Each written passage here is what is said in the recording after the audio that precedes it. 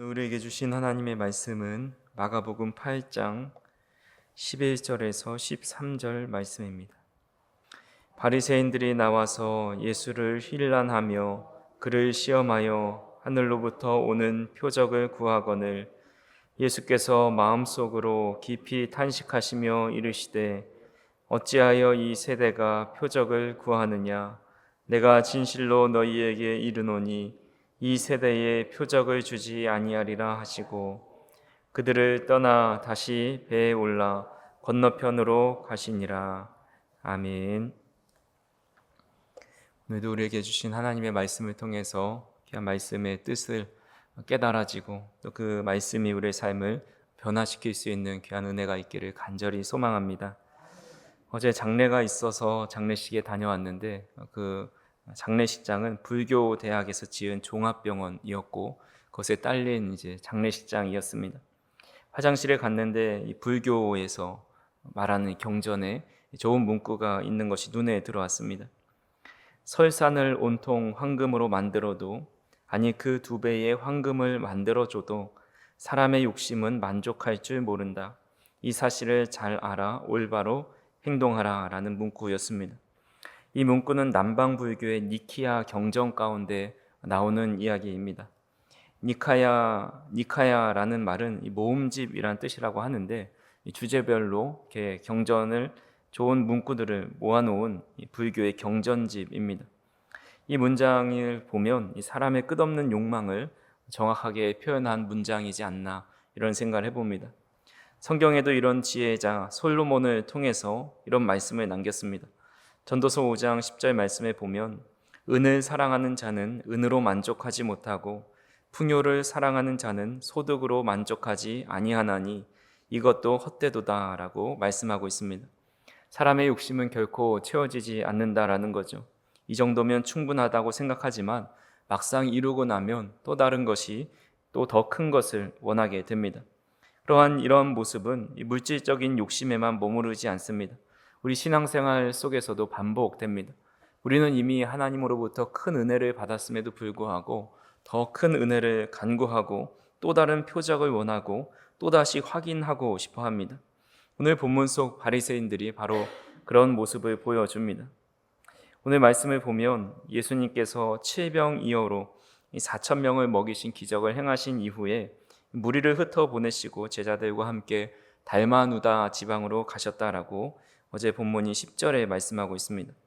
이 달마누다의 위치는 정확하게 알려져 있지 않지만 우리 마태복음에 보면 갈릴리 호수 서쪽에 있는 막달라라고 말씀하고 있습니다. 그곳에서 바리새인들이 나와서 예수님을 힐난하면서 시험합니다. 그들이 요구하는 것은 하늘로부터 오는 표적을 보여달라라는 요구였습니다.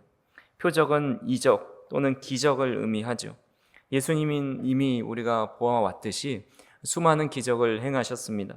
각종 병자와 수많은 병자들을 고치셨고 또 죽은 자를 살리셨습니다.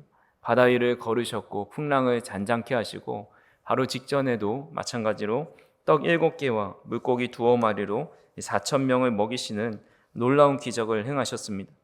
하지만 바리새인들은 이런 기적들을 보아왔음에도 불구하고 그것으로 만족하지 않고 있다라는 것을 보게 됩니다. 그들의 마음속에는 더 크고 더 확실한 증거가 필요하다라고 여겼습니다. 이것이 바로 욕망의 본질입니다. 아무리 채워져도 만족이 없고 더 큰 것을, 더 확실한 것을 갈망하게 되는 겁니다.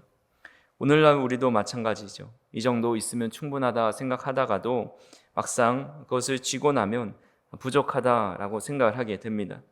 마치 밑 빠진 독에 물을 붓듯이 끝없는 갈망이 우리의 삶 가운데 찾아옵니다. 신앙생활도 마찬가지입니다. 하나님께서 이미 많은 은혜를 주셨음에도 불구하고 우리는 여전히 더 많은 것을 요구합니다. 기도에 수많은 응답을 받았음에도 더 많은 응답을 받아서 확인하려 하고 그 은혜를 경험했음에도 다른 체험을 갈망합니다. 이처럼 욕망은 결코 만족을 주지 못한다라는 사실을 이 성경과 삶의 경험을 통해서 우리는 깨닫게 됩니다. 그렇게 우리는 오직 하나님만을 우리의 참된 만족으로 여기며 살아가야 합니다. 다윗은 시편을 통해서 여호와는 나의 목자시니 내게 부족함이 없으리로다 라고 고백합니다. 하나님이 내 삶의 목자가 되실 때만, 하나님으로 인해서만 우리는 만족할 수 있습니다. 그래서 더 큰 것을 원하기보다 이미 주신 은혜에 감사하면서 주님의 사랑 안에서 만족을 누리며 살아가는 저와 우리 성도님들이 되시기를 간절히 소망합니다. 바리새인들의 더 큰 문제는 단순히 욕심이 많다, 또 욕망을 쫓는다 차원을 넘어서서 오늘 본문 11절에 보시면 바리새인들이 나와서 예수를 힐난하며 그를 시험하여 하늘로부터 오는 표적을 구하였다라고 말씀합니다. 예수님을 함정에 빠뜨리고자 하는 의도를 가지고 예수님을 시험하는 겁니다. 그들은 예수님을 믿기 위한 표적을 구하는 것이 아니라 예수님을 부정하기 위한 구실을 찾고 있습니다. 예수님은 그들의 모습을 보시면서 12절에 보니까 마음속으로 깊이 탄식하시며 이르시되 어찌하여 이 세대가 표적을 구하느냐, 내가 진실로 너희에게 이르노니 이 세대에 표적을 주지 아니하리라 라고 말씀합니다. 이 세대가 어찌하여 표적을 구하느냐 하시면서 표적을 이 세대에 더 이상 주지 않겠다 선언하십니다. 우리는 전능자이신 하나님의 기적을 구할 때가 있지만 그 기적으로 하나님을 시험해서는 안 됩니다. 하나님, 이번에 이런 기적을 한 번만 베풀어 주시면 하나님이 살아계심을, 하나님께서 나를 사랑하고 계심을 반드시 알고 또 믿을 수 있을 것 같습니다. 이번에 이 기도를 들어주시면 제가 정말 주님을 잘 섬기겠습니다. 그런 조건을 내걸고 기도할 때가 있습니다. 근데 저는 지금까지 그렇게 기도하고 정말 주님을 잘 섬기고 의심 없이 하나님을 믿고 계신 그런 분들을 만나본 적이 없습니다. 그런 조건부 신앙은 오래가지 못합니다. 응답이 오면 잠시 뜨거워지지만 응답이 없으면 쉽게 낙심하고 신앙을 버리기도 합니다. 바리새인들의 모습이 바로 그러했다라는 겁니다. 그들의 마음은 하나님을 향해 열려 있지 않습니다.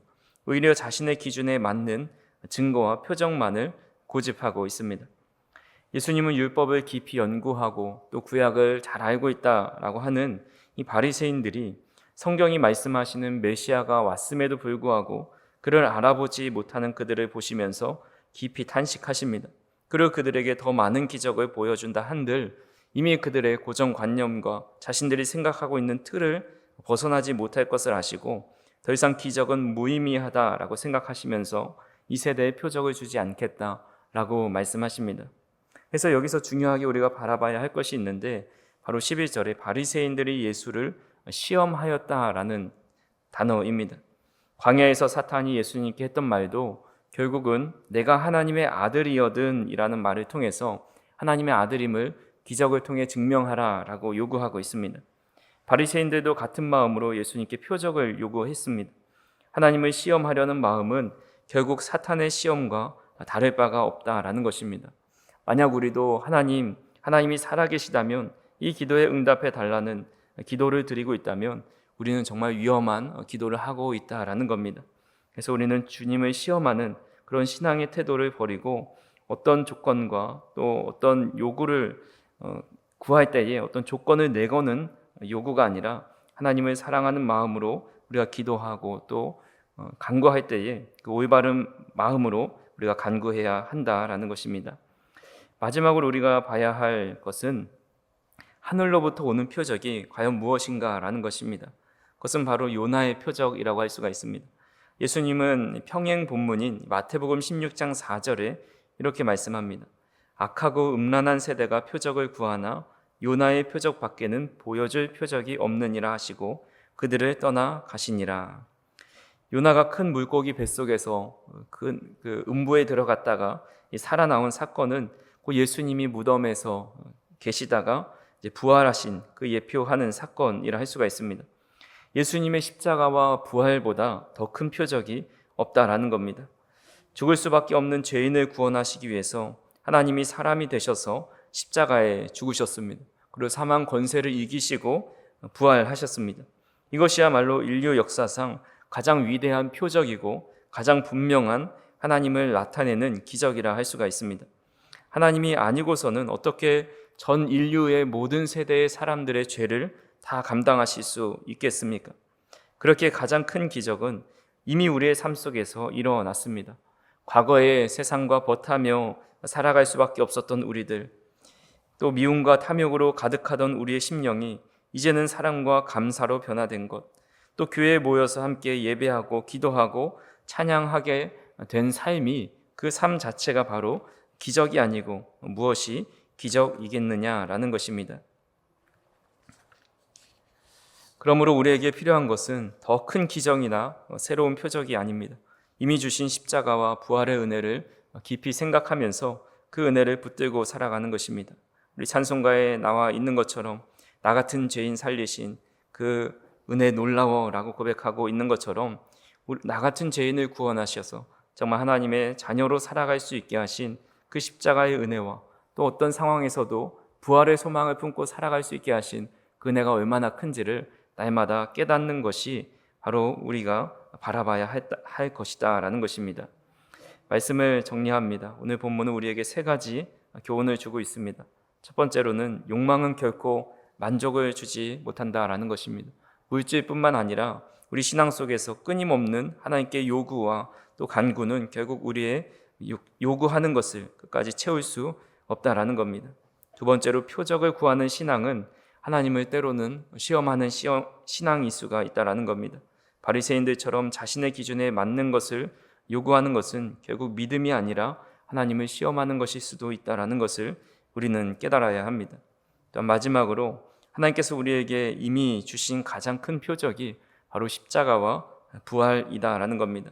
우리를 구원하신 은혜, 우리를 변화시키신 사랑, 그것이야말로 어떤 기적보다 가장 큰 이적이고 가장 크고 분명한 표적임을 믿을 수 있기를 간절히 소망합니다. 그러므로 저와 우리 성도님들이 채우고 경험해야 할 것이 우리 기준에 맞는 표적이 아니라 우리를 이미 하나님의 자녀로 삼아주신 하나님의 사랑이고, 오늘도 우리가 살아갈 때에 그 크신 사랑으로 나 같은 죄인을 주님의 자녀로 삼게 하신 그 풍성하신 은혜를 충분히 누리며 살아가는 저 우리 성도님들이 되기를 간절히 소망합니다. 기도하시겠습니다. 사랑과 은혜가 풍성하신 하나님 아버지, 우리의 끝없는 욕망과 부족한 믿음을 다시 한번 말씀을 통해 깨닫게 하여 주시니 감사합니다. 우리는 종종 바리새인들처럼 더 큰 표적을 구하고 하나님을 시험하려는 연약한 모습을 보이며 살아갈 때가 많이 있습니다. 이미 주신 은혜와 사랑으로 만족하지 못하고 또 다른 기적과 체험을 원할 때가 많이 있음을 고백하오니 우리를 불쌍히 여겨 주시옵소서.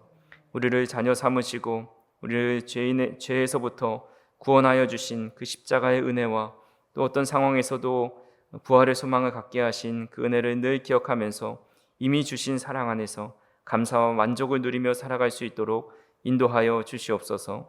우리의 눈을 열어서 과거의 죄와 절망에서 구원받는 놀라운 변화가 있었음을 기억하게 하여 주시고 그 은혜 안에서 늘 기뻐하며 흔들림 없는 믿음을 가지고 살아갈 수 있도록 인도하여 주시옵소서.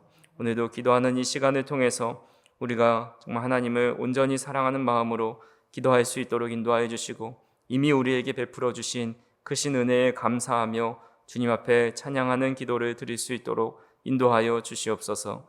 사랑하는 성도님들, 오늘 하루를 살아갈 때에도 주님의 크신 은혜 안에 잠길 수 있도록 인도하여 주시고 어디에서 무엇을 하든지 눈동자와 같이 지켜보아여 주시고 견고한 믿음과 신실한 마음으로 살아갈 수 있도록 인도하여 주시옵소서.